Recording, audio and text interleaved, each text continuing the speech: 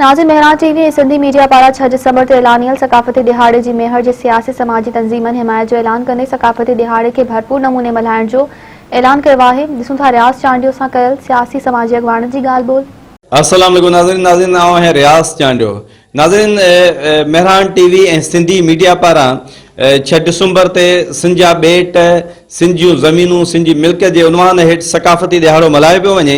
उन हवाले सां सरगर्मियूं उरूज ते पहुची चुकियूं आहिनि। सॼी सिंध जीअं मेहर में बि हर तरफ़ सकाफ़ती प्रोग्राम थियनि था पिया। उन जे हवाले सां असीं मुख़्तलिफ़ सियासी समाजी अॻवान सां ॻाल्हाईंदासीं त हू कहिड़ो पैगाम पिया ॾियनि। सिंध जी सकाफ़त वसी आहे। असां एतिरा शाहूकार आहियूं सकाफ़त जे हवाले सां जो असांखे कंहिं बि तारुफ़ जी ज़रूरत कान्हे, इंट्रोडक्शन जी ज़रूरत कान्हे। सिंध कलंदर शहबाज़ शाह अब्दुल लतीफ़ भिटाई जी धरती आहे। ऐं तव्हां मूंखे इहो ॿुधायो त असांखे कहिड़ी आइडेंटिफिकेशन जी ऐं सकाफ़त जो ॾींहुं बिल्कुलु मल्हायो, पर मां हिकिड़ो पैगाम सिंध जे माण्हुनि खे ॾियणु थो चाहियां। अॼु हिन सकाफ़त वारे ॾींहं ते सकाफ़तूं मल्हायो पर सिंध खे बचायो। मेहरान टीवी मां त इहो सम्झंदुसि पंहिंजो चैनल आहे, पंहिंजी टीवी आहे। मोराई साहब महिरबानी आहे, तमामु पुराणी वाबस्तगी आहे। साईं असांखे तमामु घणी ख़ुशी आहे, ख़ासि करे मेहरान टीवी जो मोहतरम गुलाम नबी मोराई साहब जिन जेका इहो पंहिंजे हथ में पंहिंजे टीवी जे हिसाब सां तवसुत सां जेको सिंध जी माण्हुनि खे सुजाॻ करण जे लाइ ॾियारो सिंध जो मल्हाईंदा आहिनि, उन में असां बि गॾु हूंदा आहियूं तव्हां सभिनी दोस्तनि सां गॾु। इनशाअल्लाह हर साल वांगुरु हिन साल बि इनशाअल्लाह भरपूर नमूने सां असां मल्हाईंदासीं ऐं असांखे तमामु घणी ख़ुशी थिए थी।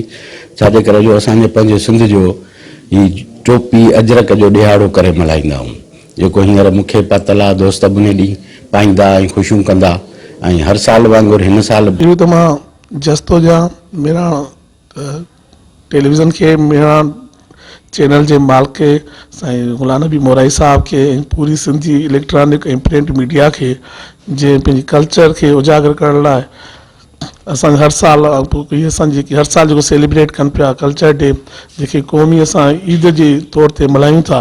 ऐं हिकिड़ो जो असांजो नओं नस्ल जेको अचे थो उनखे बि उन मां हिकु सां मोहबत ऐं उन में शौर ऐं पंहिंजे कल्चर सां मोहबत जी उन्हनि में हिकु हिमत अचे, अवेयरनेस अचे थी। मीडिया वारनि खे ही सुठो अमल आहे जेको असां सिंधी क़ौम 50,000 साल पुराणी हिकिड़ी क़दीम क़ौम आहे ऐं सिंध जो वजूद एतिरा ई साल 50,000 साल पुराणो ई आहे। असांखे पंहिंजी तहज़ीब पंहिंजी सकाफ़त वधि मां वधि प्यारी हुजणु खपे ऐं आहे बि काफ़ी सालनि खां वठी मल्हाइबी बि। सच पुछो त हिकिड़ो ईद जो ॾींहुं लॻंदो आहे, मुंहिंजा ॿार असां दोस्त यार सभु फैमिली हिकिड़ो सुठो पंहिंजे सिंध जे लाइ पंहिंजी माउ जे लाइ पंहिंजी जीजनि लाइ निकिरंदा आहियूं ऐं दुनिया खे ॿुधाईंदा आहियूं त असां सिंधी हिकिड़ी वदद क़ौम आहे, हिकिड़ी पुराणी क़ौम आहे। असां अॼु बि गॾु आहियूं ऐं सभिनी खे मां अपील थो कयां त ईद तौरु मल्हाइणु खपे ऐं हिकिड़ो सुठो अमल आहे। असां जसदा पेश कयूं साईं गुलाम नबी मोराई साहब खे जेको हर साल जी तरह हिन साल बि सकाफ़ती ॾियारो मल्हाए रहिया आहिनि। इन्हनि जूं इहे काविशूं हमेशह सराहियूं वेंदियूं ऐं बयान इहो आहे त इहो ॾाढो सुठो प्रोग्राम आहे। असांजा सभु सिंधी क़ौम खे पाण में गॾु करे ऐं उन्हनि सभिनी खे अॻिते वधण लाइ इहो गॾु हिकिड़ो मैसेज ॾिनो थो वञे मोराई साहब जो।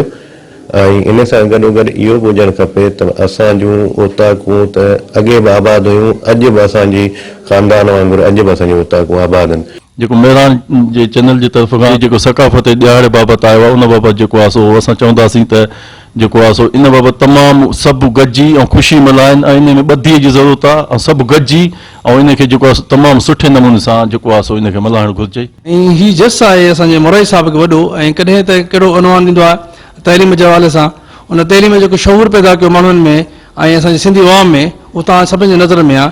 वरी साईं हिकु सिंध हिकु सकाफ़त नाले सां जेको अवाणो उहो बि तव्हां ॾिठो, उहो बि तव्हांजे अखियुनि में आहे। पर हाणे साईं जेको अवाणो आहे उहो आहे सिंध जा ॿेट जेके साईं सां ॻाल्हाईंदो आहे त इन वफ़ाक़ पारां जेका आहे हर साल पर कंहिं न कंहिं तरीक़े सां का कॉमेडी ठाहे सिंध खां ज़ाती कई पंहिंजे वेसाघाती करी वेंदा आहिनि। हाणे जेको ॿेटनि जे हवाले सां जेके सिंध जा हक़ था खाइनि पिया, उन लाइ साईं मोराई साहब जेको आहे क़दम खयो ॾाढो ज़बरदस्त आहे। ऐं असां मोराई साहब सां हर वक़्तु गॾु आहियूं, सिंधी अवाम सां जेको आहे हिनखे